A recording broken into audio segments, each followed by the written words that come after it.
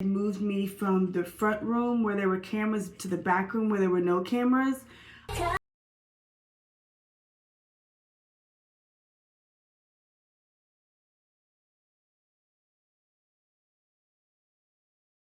And then that's where nurses were forcing me to sit on the toilet when they helped me get up, where they didn't feed me, where the nurse told the other nurse, the head nurse to the other nurse to go into the room and turn off the machine that talks about the blood pressure to go turn off because they were tired of hearing beeping.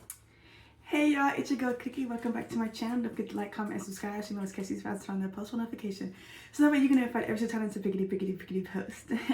Yeah, that is a mouthful, kind of like the size of this booty, but that is a whole nother story. Okay, so today we're going to get into some things, okay? So, y'all know I have been breaking things down when it comes to this lawsuit in a bunch of different ways. Okay.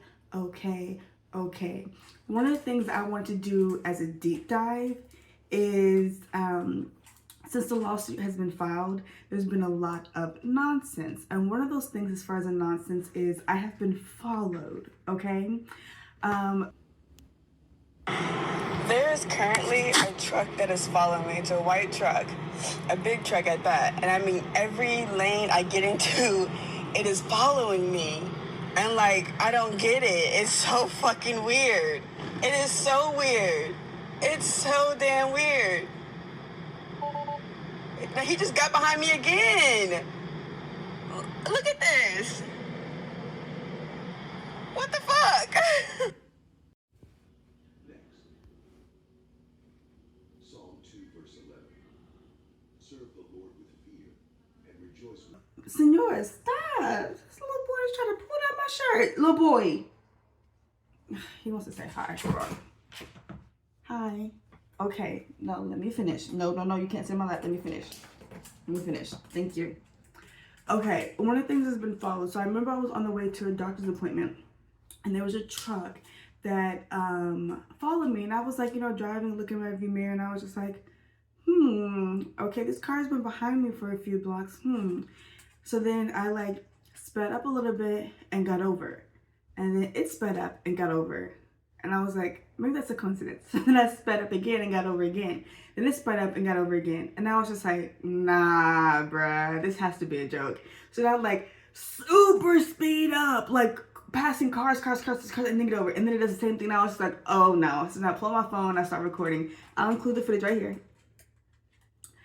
So I know that, because of the type of lawsuit that it is, that they may have hired private investigators to go and check. I've talked about it with my lawyer because I'm just like, hey, what's going on? What's up? Was like, they may be doing that just to make sure that like what you're saying is accurate and true. And I'm just like, okay, but in that manner that man was, it was absolutely ridiculous. Now, I honestly don't know if it's a man or woman because the tent was so dark I couldn't even see. But I do think that it was crazy. I do think that it's weird. And, things have calmed down. But I do just want to point that because, like I said, as I am gaining the energy to keep going, one of the things I really want to focus on is fighting for justice and getting justice for myself for what happened. And I don't think that it's okay that me sharing my truth as far as what happened to me and the medical negligence that I faced and the lies that were told has resulted in people prying into my life in the way they're trying to pry into my life. And it's just like, if y'all really just did the necessary things. And all I was doing, one, the restaurant, I just asked what was in the stuff, and I need y'all to just adhere to what I was asking and pay attention to that, right? And not lie. And then two, in the hospital, I needed y'all to, when I pressed the nurses thing, to actually call and give a flying to make sure that I was okay and like genuinely cared. Now, because I asked the restaurant and the hospital knew I was allergic to this particular food,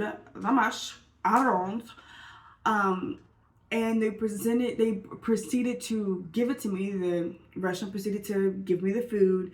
The hospital proceeded to give me the item in multiple dishes. That is attempted murder. It's attempted murder to give someone something that you know that they are deathly allergic to.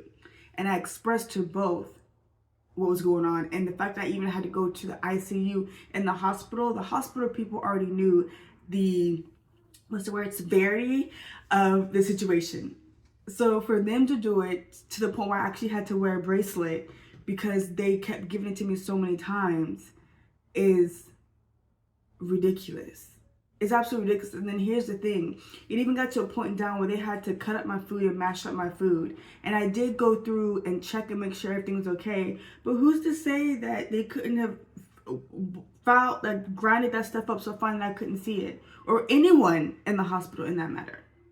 You don't know. You don't know. And the fact that it took them 3 days to even check to see what was going on with the left side of my body when instantly I said something. The fact that I even had to record in there just to make sure that people knew that I wasn't lying is ridiculous. It's ridiculous. So this video is really just to bring more attention to the medical negligence of all the nurses involved in my, 11 days, 12 days? I think it was 11, almost 2 week stay at the hospital in the ER and the ICU and the regular floor. All 3 places, okay? I was in the ER twice. The second time I was in the ER, where I was readmitted, was when they refused to feed me, and was when they had moved me from the front room where there were cameras to the back room where there were no cameras. And then that's where nurses were forcing me to sit on the toilet when they helped me get up, where they didn't feed me, where the nurse told the other nurse, the head nurse to the other nurse to go into the room and turn off the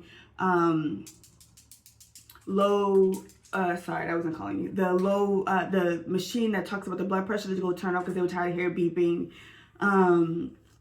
You know, it was a lot of even more negligence that happened on the main floor in the back room of the ER because they knew it was away from the cameras.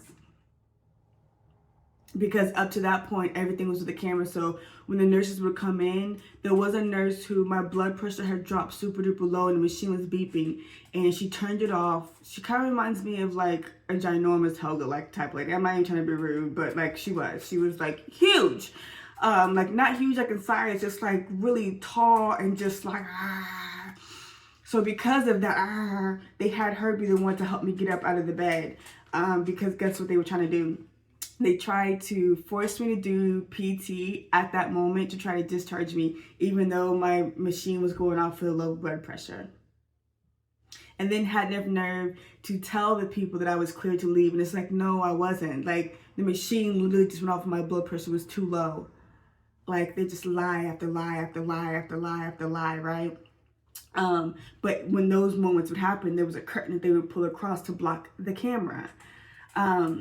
So it's just a lot of nonsense. And, you know, they did have me on a lot of pain medication because my body was in so much pain. I was denied that.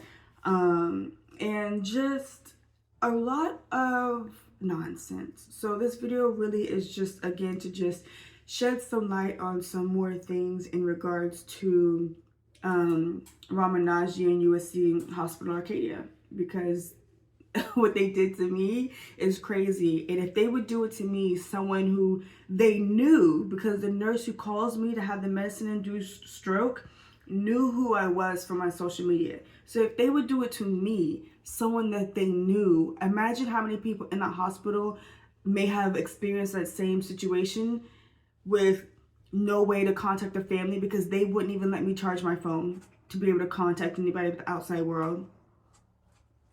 Nothing. So I'm fighting for myself and I'm fighting for anyone before me, and hopefully this will decrease any of this happening afterwards, because I do think that that's crazy that my life has been affected to this magnitude, where I literally had a medicine-induced stroke, where it's affected my livelihood and my mental health to this degree, where I'm not even able to do the things that I've been doing for 9 years. Or, you know, it would be 10 years now, but 9 when it happened. So it's just like, Anyway, don't forget to like, comment, Don't forget to like, comment, and subscribe. I love y'all, Cookie Monster crew. What do we do? We right is on. We right is on. I will see y'all in the next video. Bye.